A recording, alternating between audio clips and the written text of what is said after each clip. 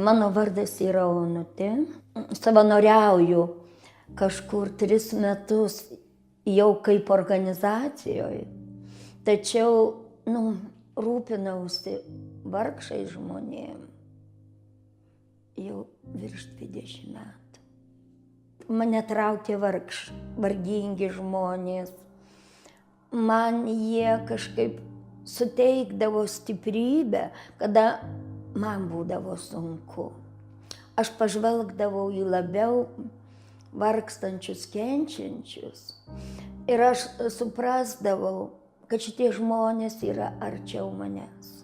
Šiais laikais materialinės vertybės, aš manau, drabužiai, maistas, jau nėra deficitas ar brangiai kainuotų, yra namai padėvėtų.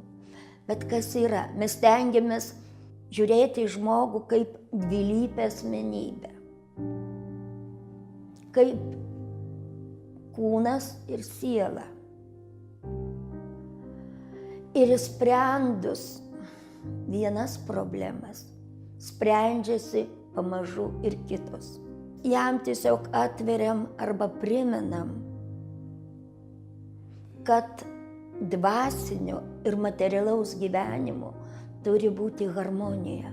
Ateina su didelėmis žaizdomis nuo vaikystės, ateina iš vaikų namų, kurie stengiasi savarankiškai gyventi.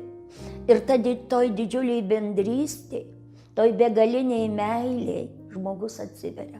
O kada žmogus atsiveria, jam galima ir padėti su Dievo ir žmonių pagalba.